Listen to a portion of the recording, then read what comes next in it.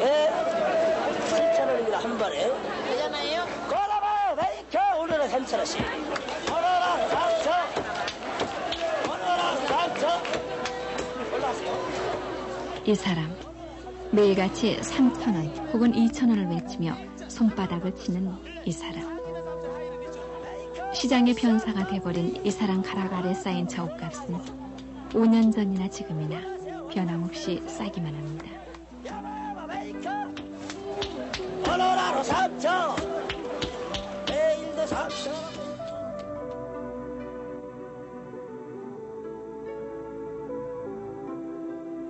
이 옷들, 가죽이나 헝겊을 덧대 맵시를 낸 이 옷들, 삐져나온 팔꿈치를 가리려고 천조각을 이리저리 꿰매던 그때 그 사연을 아는지, 그저 맵시 더하자며 천조각이 덧댄 채 걸려있는 이 옷들.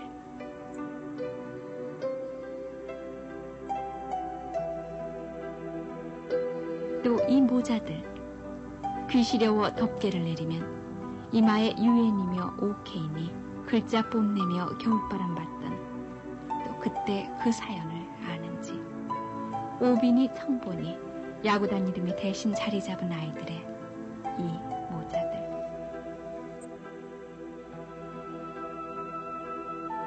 이른바 구제품 옷에 몸을 맞춰야만 했던 옛날, 그 서름을 떨치고 저처럼 남의 나라 사람 몸에 옷을 수없이 맞춰대는 지금, 세계 어느 나라 백화점에 가도 메이드 인 코리아의 옷가지들이 지천으로 널려있는 오늘.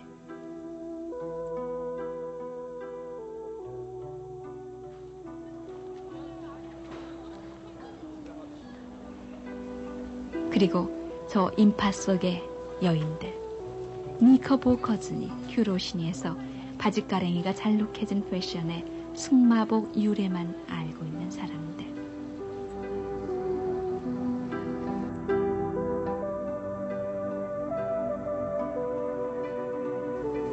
몸빼.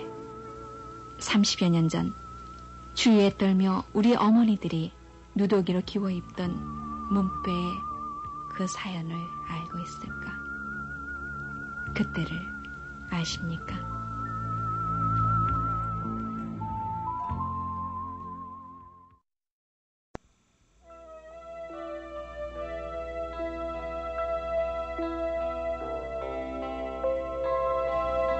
몸빼는 원래 2차 대전 말에 여성들이 일을 할 때면 누구든지 입어야 하는 노동복이었습니다.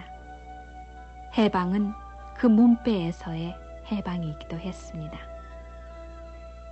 그러나 몸빼를 벗어버린 우리에게는 누렇게 빛바랜 저고리와 장롱 속에 너무 오래 접혀져 있어 펴지지 않는 치마가 있었을 뿐. 그래서 몽당 몸빼는 해방되고서도 낡고 바랜 치마 저고리와 함께 내처 우리의 어머니와 할머니들의 일상복일 수밖에 없었습니다. 그나마 얼마 되지도 않던 섬유 방직 공장은 일본인들이 빠져나가면서 거의 폐허가 되다시피 했고, 옷감을 구할 수 없어 해진 옷을 누더기처럼 기워 입는 것이 고작이었습니다. 때문에 낮이면 허리가 휘도록 밭일에 매달리던 우리네 어머니 할머니들은 밤늦도록 물레에 매달려야만 했습니다. 수수깡에 목화를 감아 물레를 저었고 또 저어 하염없이 무명시를 뽑아 올리고 모시와 삼을 입으로 쪼개 한 올 한 올 입과 손으로 시를 만들었습니다. 어쩌다 지금도 할머니들의 주름진 손을 보면 벤 듯 댄 듯 찬 상체기가 남아있는 것은 그때 그 배틀 앞에서 입으로 쪼갠 모시올 하나하나를 다시 침으로 발라 손으로 풀을 매겨 불에 말리다 낸 인고의 상처입니다. 그렇게 만들어진 실은 뒤틀리지 않게 눅눅한 골방으로 옮겨져 배틀로 천을 짜 내려갔습니다. 지금 사람들이라면 배틀에 몸을 메고 한 손으로 북을 치며 또 한 손으로는 바디를 치며 한 오락이 한 올에 배를 짜라면 답답해서 엄두도 못 낼 일이지만, 비록 당신의 몸빼는 해지고 터졌어도 식구들을 위해 배 짜는 할머니 어머니들의 노랫소리는 한의 소리만은 아니었습니다.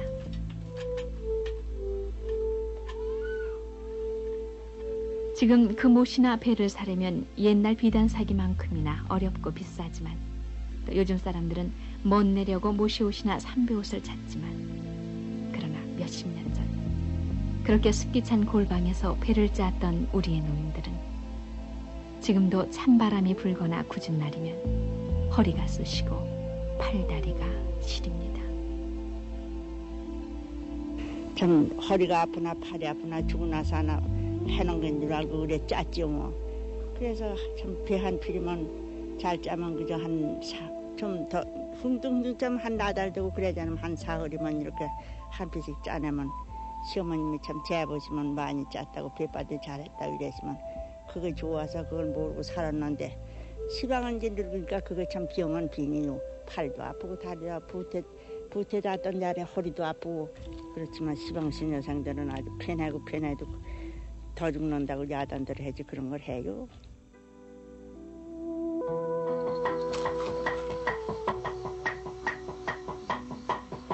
그리 오래되지 않은 세월 속에 사라진 소리, 다듬이 소리. 배틀로 짠 광목이나 모시 삼배는 비누가 없던 그 시절 볏짚이나 콩깍지를 태운 채를 물에 받쳐 만든 잿물에 빨래를 하고 풀을 매겨 밤늦도록 다듬이질을 해야만 했습니다. 풀을 골고루 매기고 때도 덜 타고 다리미질을 하지 않아도 되기 때문이었습니다. 밤하늘에 쏟아지는 별을 볼 틈도 없이 고부간에 또는 동서간에 두드리는 다듬이 소리는 어김없는 운을 만들며 함께 강해졌다간 약해지고 빨라졌다간 함께 느려지면서 한도 되고 눈물도 되기도 했습니다. 요즘 젊은 주부들 가운데는 화난 일을 빨래로 푼다는 얘기도 합니다만 우리 할머니, 고모, 어머니들은 다듬이질로 속을 사기고 역시 지금은 볼 수 없는 숯불 다리미질로 눈물을 다렸습니다. 한쪽 옷감 끝을 엄지와 둘째 발가락으로 끼워 잡고 시어머니와 며느리가 행여 불티가 튈까 조심스레하는 다리미질 속엔 그러나 가난한 세월을 살아가는 따스한 정이 밀리고 당겨지고 있었습니다.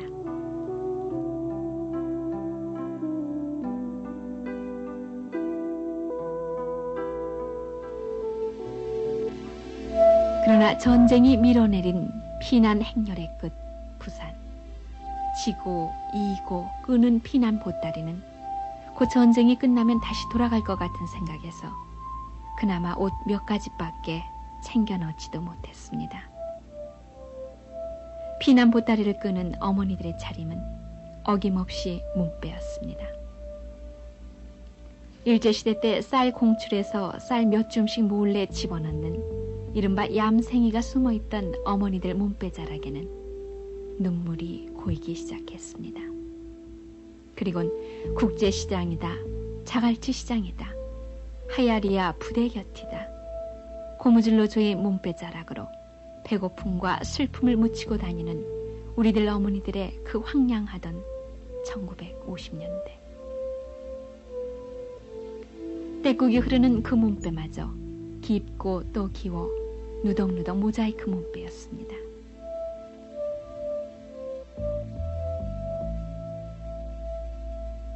전쟁은 끝났지만 고향으로는 쉽게 돌아갈 수가 없었습니다.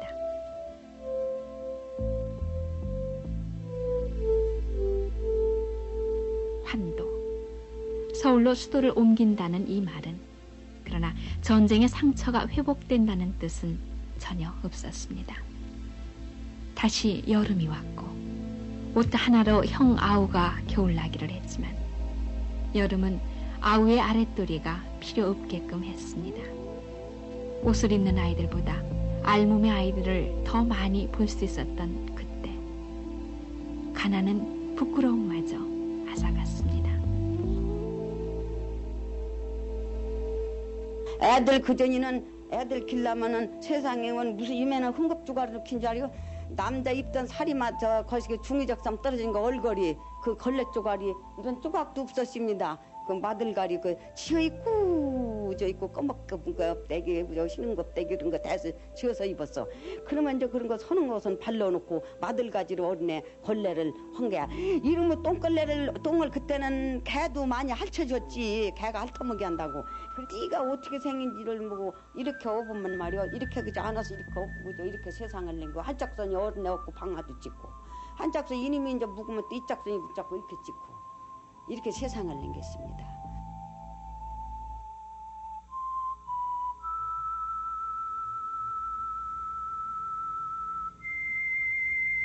그리고 또 겨울이 왔고 헐벗은 우리의 추위를 구제해준 것이 이른바 구제품이었습니다. 요즘 같으면 구호품이라고 말했겠지만 우리들 입에서 구제품이라는 말이 서슴없이 나올 정도로 그때는 삭막하고 허허웠습니다. 서양 사람들이 입던 큰 옷으로 우리의 몸을 감싸고 미군 담요를 재단해 오버코트도 만들어 입었고 논밭으로 떨어진 낙하산을 주어 속옷이니 블라우스를 만들어 입었던 사람들은 그래도 그나마 멋쟁이 소리를 들었습니다. 많은 남자들은 그들이 군대에서 입었었거나 어렵사리 구한 군복을 까맣게 물들여 일상복으로 입고 다녔습니다. 큰 드럼통에 검정 물감을 넣어 끓이면서 군복을 넣어 막대기로 저었던 그때. 그러나 연명에만 급급했던 그 당시 충청남도 공주군의 후미진 한 마을에서 직조 산업이 싹을 트기 시작합니다. 전쟁 물자나 구제품이 우리들의 의생활에 어느 정도 가림을 해주면서 이름난 섬유도시인 대구가 아닌 공주군의 유구면에서 시작된 섬유공업은 수동식에서 점차 반자동기계로 대치되면서 잿더미가 된 직조산업의 회생에 불을 당겼습니다. 지금도 유구천 하면 많은 사람들이 기억을 하는 유구면의 피난민 공장은 이북에서 피난온 직조기술자들이 몰려들어 공단이나 양단을 만들면서 번창하기 시작합니다.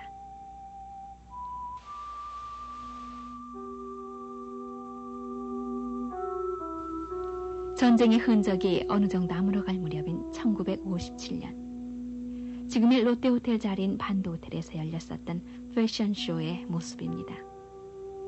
전문 모델이 없어 당시 인기 배우였던 최은희, 노경자가 출연한 이 패션쇼는 한과 가난의 대명사를 불리웠던 몸빼로부터 우리 여성 복식이 안간힘을 탈출한 계기가 됐습니다.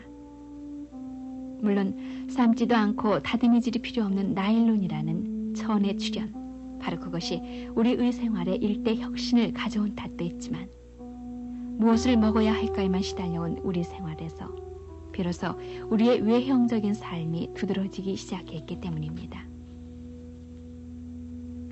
물론 지금도 농어촌에서는 주부들이 그 간편한 맛에 개량된 몸빼를 많이 입고 있습니다만 일제 수탈기, 해방 격동기, 그리고 전쟁, 환도, 우리 어머니들이 비로소 자신들의 차림새에 눈을 뜨기까지에는 반세기 가까운 시일이 걸렸습니다.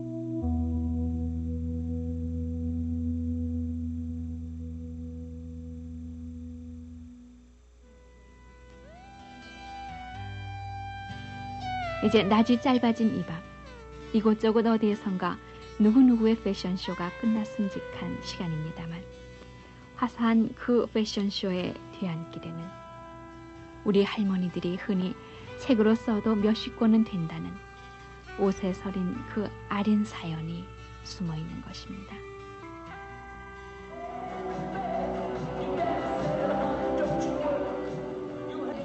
이제 패션이란 말은 우리 생활에서 큰 비중을 지니고 있습니다. 화사한 패션쇼뿐만이 아니라 작업복이나 캐주얼에서도 새로운 생활 감각을 멋내기 위한 생활 패션도 크게 자리 잡고 있습니다. 그러나 지금 젊은이들이 옷이란 남에게 자랑하기 위한 것도 되고 편리하고 멋진 개성의 표현이라고 자신 있게 얘기할 수 있었던 때는 그리 오래되지 않습니다. 한 해 70억 달러가 넘는 섬유류를 수출하고 제발 한국의 섬유류 수출량을 자제해달라고 요청해올 정도로 성장한 오늘의 우리 섬유산업. 외국에 간 우리나라 사람이 사온 옷이 메이드 인 코리아였다는 우스갯소리도 이제는 70년대 옛 얘기로 돌아간 오늘. 이제 우리의 패션은 양에서 질의 시대를 맞이했습니다.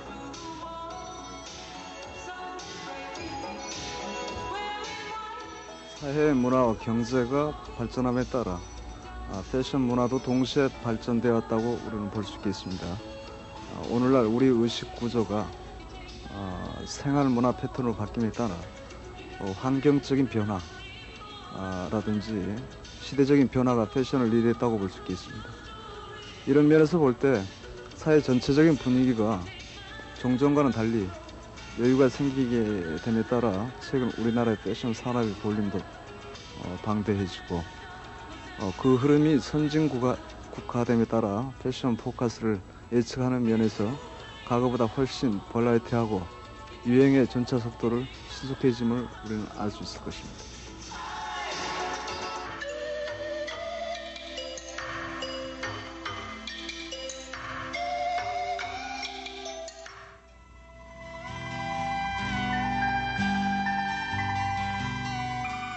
그리고 늘어나는 팔 길이에 따라 해마다 검은 교복의 끝단을 뜯어내 늘려입고 했던 오늘의 중년과 노년들은 교복을 벗어버린 밝고 티 없는 아이들의 옷차림에서 지나간 세월을 잃습니다.